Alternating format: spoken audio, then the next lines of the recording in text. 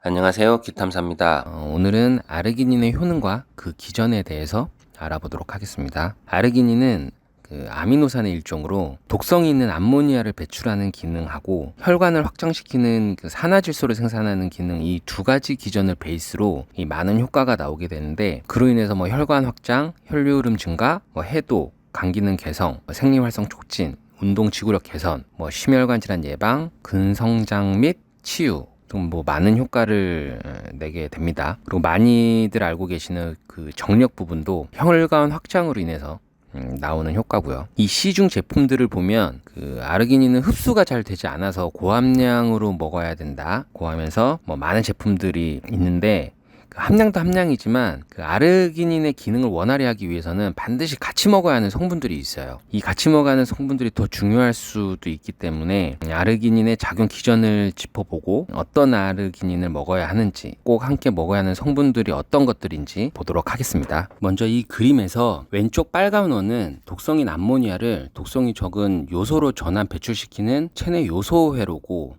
오른쪽의 초록색 원은 혈관을 확장시키는 그 산화질소가 만들어지는 경로를 나타내는 회로입니다. 그리고 그 교차점에 시트룰린과 아르기닌이 있는 게 보이죠. 그래서 시트룰린과 아르기닌은 이 두 회로에서 공유되는 것을 알 수 있고요. 그래서 이 두 가지 경로가 다 잘 돌아가야지 한 곳에 정체가 생기면 다른 곳도 문제가 생기게 되는 겁니다. 설명만 차근차근 잘 들으시면 처음 보는 분들도 이해하는데 어렵지 않으니까 천천히 한번 보세요. 동물은 탄수화물하고 지방으로 에너지를 얻고 그 대사산물로 물과 이산화탄소를 남기게 돼요. 그리고 단백질은 대사에서 물과 이산화탄소 외에 질소화합물인 암모니아 한 가지를 더 남기게 되고요. 그래서 이 아미노산 단백질은 분해돼서 에너지로 생성되는데, 이 아미노산이 분해되는 과정에서 아미노기가 떨어져 나가는 탈아미노기 반응이 일어나요. 떨어져 나간 아미노기는 수소 이온 한 개를 더 붙잡아서 암모니아가 되는 거고요. 그리고 아미노기가 떨어져 나가고 남은 유기산은 인체 에너지원이죠. ATP를 만드는 그 유명한 TCA 회로에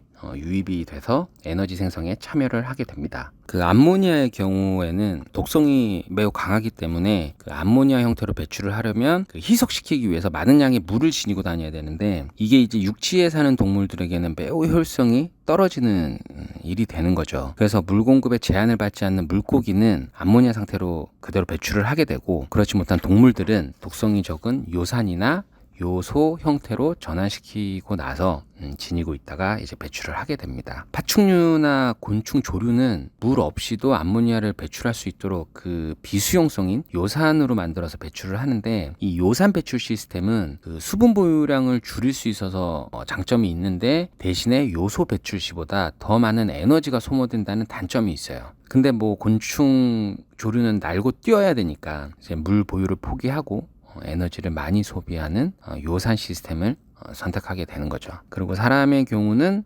요소와 요산 시스템을 모두 갖추고 있습니다. 그런데 이 요산이라는 게 기본적으로 나쁜 게 아니에요. 이 그래프를 보시면 아스크로빈산이죠. 비타민 C, 비타민 C와 요산이 항산 능력이 비슷해요. 그래서 항산화 능력이 높기 때문에 다량의 활성산소를 중화시키는 역할을 합니다. 요산은. 근데 이게 과잉이 되면 이제 문제가 되는 거죠.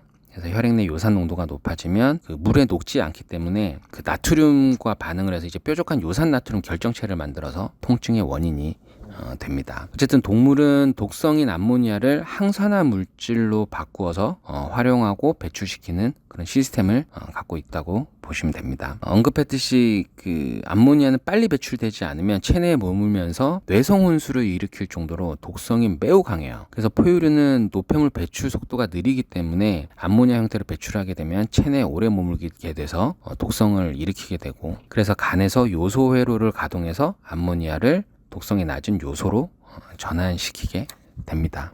이 그림은 처음에 두 개의 회로도에서 왼쪽에 요소 회로도만 분리해서 나타낸 건데요.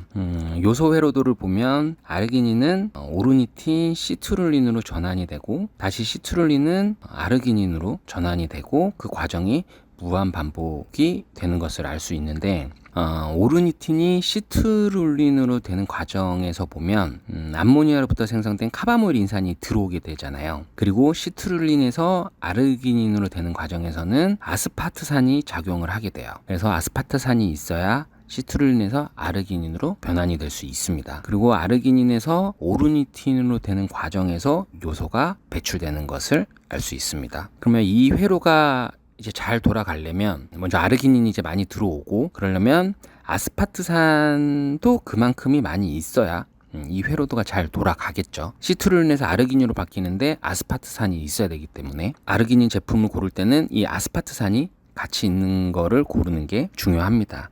근데 이 아르기닌과 아스파트산이 같이 있는 제품이 많이 없어요. 찾기가 쉽지가 않더라고요. 이 아르기닌, 오르니틴, 시트룰린의 변환 과정에서 그 과정에서 컨디션도 틀리고 한 곳에서 문제가 생기면 다음 단계가 진행되지 않기 때문에 이 아르기닌뿐만이 아니라 오르니틴과 시트룰린을 같이 섭취하는 것이 회로 운영에 있어서 훨씬 유리하겠죠. 그래서 아르기닌 제품 고를 때는 오르니틴, 시트룰린이 같이 있는 제품을 고르는 것도 중요한 포인트입니다. 오르니틴은 식품으로 등록이 되어 있는데 시트룰린 같은 경우는 식품으로 등록이 되어 있지 않아요. 영양제나 이렇게 보면 수박 과피 추출물이라고 해서 그 원료가 써 있는 게 있는데, 시트룰린 대신에 수박 과피 추출물을 영양제에 이렇게 함유를 시킵니다. 그래서 수박 껍질에 이 시트룰린이 많이 포함이 돼 있어서 그런 거고요. 그리고 두 번째로 산화질소 이 생성 경로를 보면 그 요소회로처럼 아르기닌, 오르니틴, 시트룰린으로 가는 것이 아니라 오르니틴을 거치지 않고 아르기닌에서 바로 시트룰린으로 가는 것을 알 수 있어요. 그래서 그 과정에서 혈관을 확장시키는 니트릭 옥사이드 산화질소가 생성이 되고요. 근데 여기 그림에서 보시면 산화질소가 생성되기 전에 NOS라고 산화질소 합성요소가 작용하는 게 보이시죠? 그래서 NOS가 있어야 아르기닌이 시트룰린이 되고 산화질소도 만들어내는 겁니다. 그리고 시트룰린에서는 그러니까 요소 회로처럼 아스파트산이 작용을 해서 아르기닌으로 다시 변환이 되는 거고요. 그러니까 요소 회로에서 아스파트산이 꼭 있어야 하듯이 산화질소 생성에도 이 NOS가 꼭 있어야 되는데, NOS는 지금 그림에서 보듯이 위아래가 똑같은 구조면서 서로 반대 방향이에요. 그래서 이런 구조를 호모다이머라고 하는데, 이 NOS가 정상적으로 작용을 하려면 이 구조를 필히 유지를 해야 됩니다. 그래서 NOS의 호모다이머 구조를 유지시키는 것이 바로 아연과 BH4예요.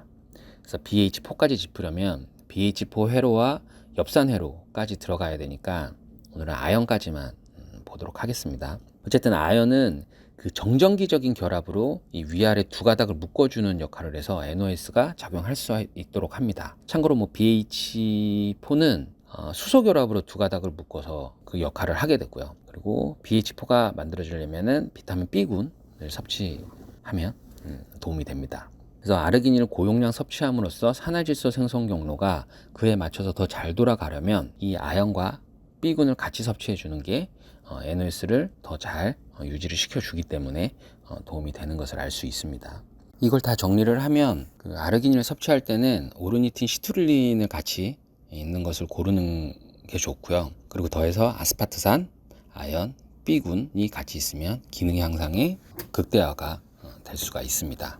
그리고 그 아르기닌을 먹는 주된 이유가 보통 뭐 피로회복, 정력, 운동 능력, 혈관 이런 내용들인데, 그 아르기닌과 비슷한 역할을 하면서 시너지를 내는 성분은 이제 타우린이 있어요. 그래서 아르기닌 제품들에 타우린이 같이 들어가는 것들을 많이 볼 수가 있는데, 이 타우린도 아미노산의 한 종류로서 그 혈액순환과 신진대사를 활성화시키고 심혈관계 기능 유지에 도움이 되고요. 그리고 체내 활성산소를 막아주고, 운동할 때 이제 젖산 암모니아 등의 몸에 피로를 주는 물질의 생성을 감소시키고, 간 기능을 높이고, 칼슘이 근육세포 속으로 들어가고 나올 수 있도록 하는 수송체 기능을 활성화시켜서 근육의 에너지 생성을 돕습니다. 그리고 뇌 혈액순환을 돕고 뇌세포를 활성화시키고, 그리고 기억력, 인지능력 개선 등의 기능도 하게 되고요. 타우린의 기전까지 설명하기는 너무 길어지고 간단하게 논문 몇 가지만 보겠습니다. 이 논문은 타우린 섭취는 간경변과 연관된 운동기능 장애를 감소시킨다는 논문이고요. 이거는 허혈성 뇌졸중에 대한 타우린의 신경 보호 기전에 대한 논문이고요. 그리고 이거는 주산기 타우린 노출은 성인 동맥 혈압 조절에 영향을 미친다는 내용의 논문입니다. 그리고 이 논문은 혈액과 뇌 암모니아에 대해 중점적으로 본 건데 만성 및 급성 간 손상에 대한 타우린의 효과에 대한 논문이고요. 타우린의 효능도 아르기닌에 만만치 않죠. 이 외에도 뭐 검색해 보시면 타우린에 대한 논문은 뭐 셀 수도 없이 많이 나오니까 이 정도로만 보도록 하겠습니다. 그래서 아르기닌을 고를 땐 타우린이 같이 있는 거를 고르는 게 좋은데 시중 제품들을 보면 뭐 50mg, 뭐 100mg씩 넣고 타우린이 있다고 광고들을 많이 하는데 최소 500mg 이상은 함유된 것을 고르는 게 좋습니다. 이런 기준들로 제품들 쭉 보니까 뭐 딱 들어맞는 제품들이 많이 있지는 않아요. 이 성분이 있으면 저 성분이 없고, 그래서 제가 뭐 찾은 것들 중에는 뉴트리코어 아르기닌 제품이 가장 괜찮아 보입니다. 기준들로 정리를 해가면서 제품들을 쭉 적어 나가다 보면은 좋은 제품 고르는데 이렇게 어렵지가 않아요. 저처럼 항목을 정해 놓으시고 체크해 가면서 제품을 하나하나 정리를 해 가시면 좋은 제품들을 고르실 수 있으실 테니까 시간 투자들 조금씩만 하셔서 제품들을 골라보시기 바랍니다. 오늘은 여기까지 하겠습니다. 먹는 것이 틀리면 약이 소용이 없고 먹는 것이 옳으면 약이 필요가 없습니다. 감사합니다.